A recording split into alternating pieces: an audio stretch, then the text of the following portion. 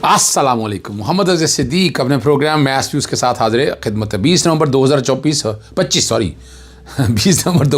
जुमेरात का दिन है। जुमेरात का आपको कहा था कि वकला जनरल हाउस का इजलास भी होना है, हाई कोर्ट बार में, लाहौर बार का इजलास, और फिर वकला सड़कों पे निकलेंगे। आज दोनों ही काम हुए, जिन्हें तफसीलात आपके सामने मैं रखूँगा। शाहज़ेब खानज़ादा बुरी तरह तो बेनकाब हो ही गया आपके सामने, अब तो कोई डाउट रह नहीं गया है, ठीक है ना जी।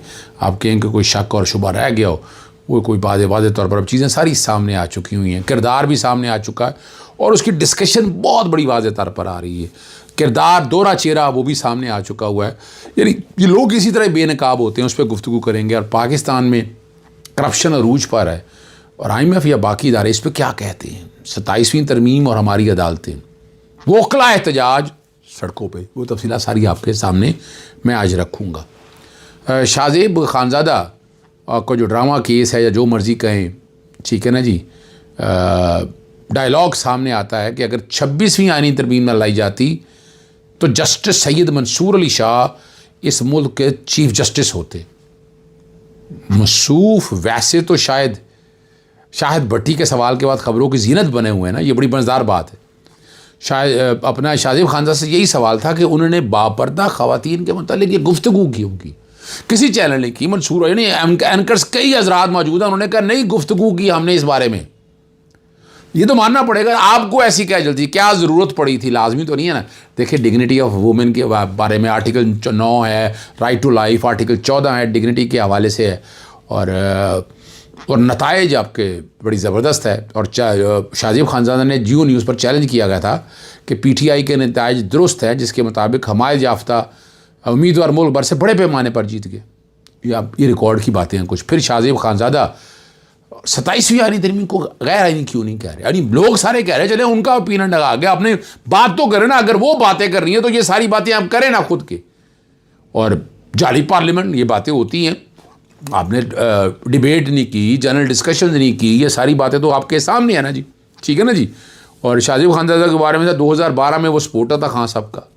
और जब मुझे लगा कि उनकी वज़ीर-ए-आज़म बनने की ख्वाहिश पाकिस्तान की बेहतरी की ख्वाहिश से ज़्यादा है, तो कहने लगे मैं पीछे हट गया। बंदा पूछा जाए कि ये जो बात आपने ऐसे कह दी है किस बुनियाद पर की है। अब इस बदगुमानी का मतलब ये तो नहीं है कि आप हद ही पार कर जाए। अगर बात ड्रामे ही की जाए तो कहीं ज़र दोपहर की तरह बंद ही ना हो जाए। इससे भी वाज़ेह हकीकत सामने आती है और चीज़ें आप लोगों के सामने बड़ी वजाहत के साथ आ रही हैं। कौन सी मजबूरी है या कौन सी जहालत है जो ये सारी बातें अब हमें समझाई जाती हैं, हमें बताई जाती हैं, ठीक है ना जी, हमें बताई जाती हैं। आप खुद बताएं, आपके सामने नहीं है। यानी क्वेश्चन ये नहीं है, देखिए जो ज्यादती हुई वो अपनी जगह मौजूद है, लेकिन तस्वीर के दोनों रुख हमारे यहाँ ये कई एंकर हजरात हैं। ठीक है, आपको एस्टैब्लिशमेंट की लाइन टो करनी है, हुकूमत की लाइन टो करनी है, लेकिन आप तो एक इंडिपेंडेंट सहाफ़ी हैं, आप तो एक इंडिपेंडेंट एंकर हैं, तो आपको तो दोनों साइडों की शक्ल दिखानी है, चाहे इधर की है या उधर की। आपको चले कहीं पे तो इतराज़ रहता है तो साइड लेने की बात है, यहाँ साइड ना लें आप।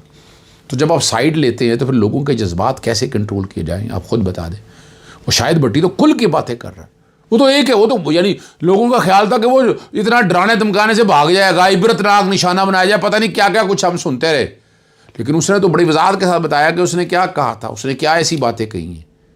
यानी एक बंदा अपने किए हुए पे सामने आके फेस भी कर रहा है।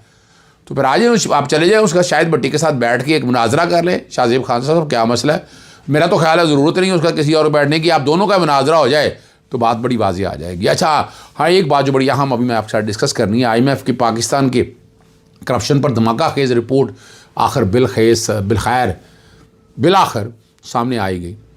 और बुध के रोज़ जो जारी रिपोर्ट की गई है, IMF ने कहा है कि सिर्फ 2 वर्ष में 5.3 ट्रिलियन रुपए की करप्शन रिकवरियाँ दरअसल पाकिस्तान की मईशत को लगने वाले असल नुकसान का सिर्फ एक हिस्सा है, एक छोटा सा हिस्सा है।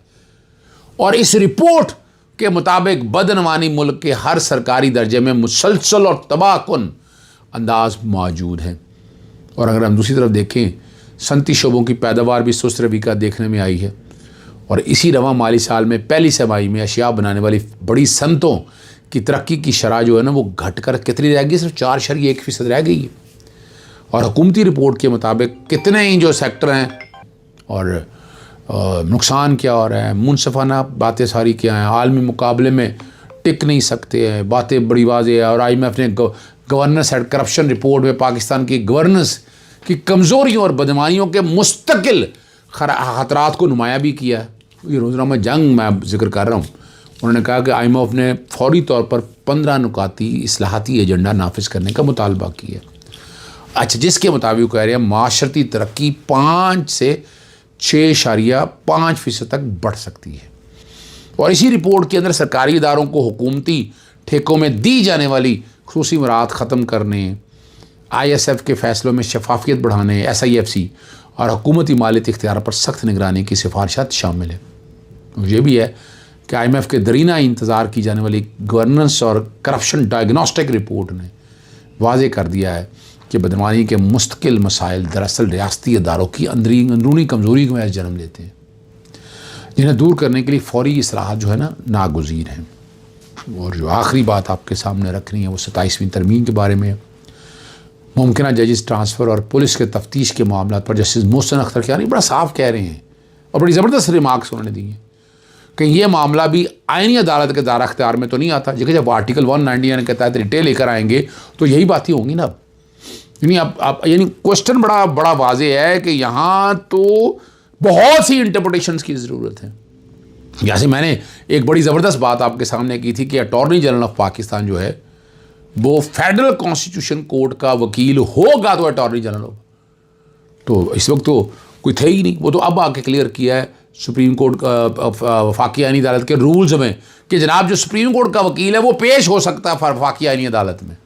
यानी देखें, यानी इस पर इबाम बड़ा वाज़ेह तौर पर मौजूद था। और मैं पहले दिन से ये बात कर रहा हूँ कि वो AI के जहाँ सुप्रीम कोर्ट का लफ्ज़ है उसको मिटा दो। आपने कोई बारीकी में देखा नहीं, गहराई में देखा नहीं, कोई चीज़ को समझा नहीं और आप आंखें बंद करके आगे बढ़ाए और उसका नुकसान अब आपके सामने। मैं कुछ नहीं ऐसी बात कहना चाहता, ये रिकॉर्ड पे चीज़ें जो आपके नॉलेज में होनी चाहिए, ये बहुत ज़रूरी है, समझ नहीं आनी चाहिए जी, ये बड़ी वजाहत के साथ।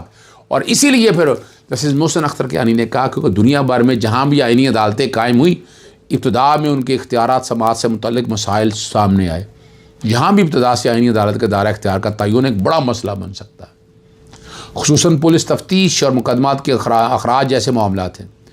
और जस्टिस मोहसिन अख्तर कियानी ने तवज्जो दिलाई कि जब कोई केस मुकर्रर होगा तो यहाँ कहा जाएगा कि ये सुप्रीम कोर्ट का दायरा इख्तियार है। ये बड़ी मज़ेदार बात है। और अगर आप सुप्रीम कोर्ट जाएंगे तो वहाँ कहा जाएगा कि ये आईनी अदालत के दायरा इख्तियार में मामला आता है।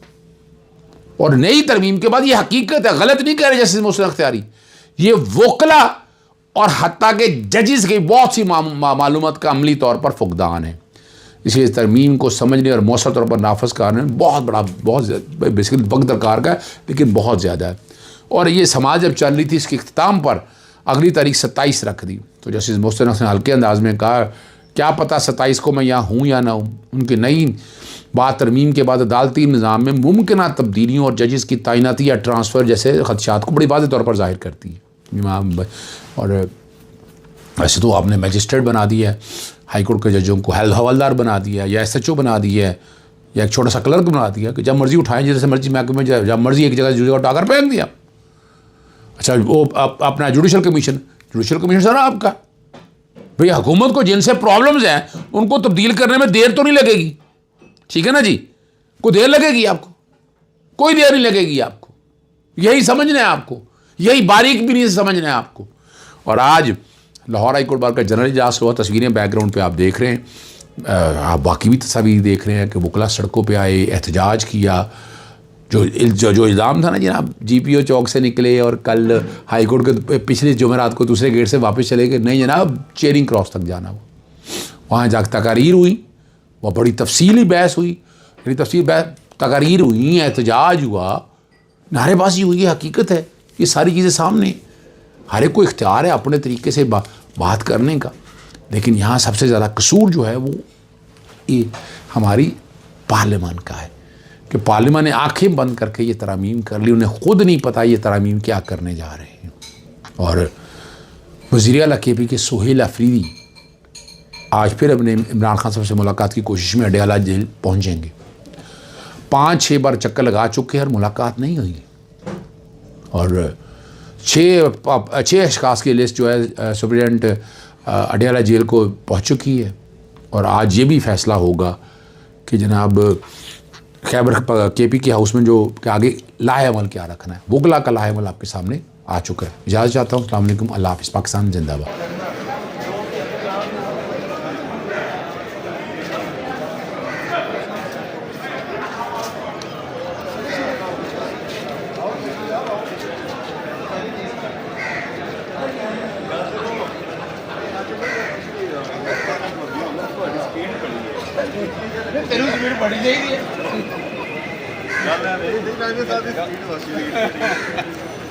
क्या हाल चाल है?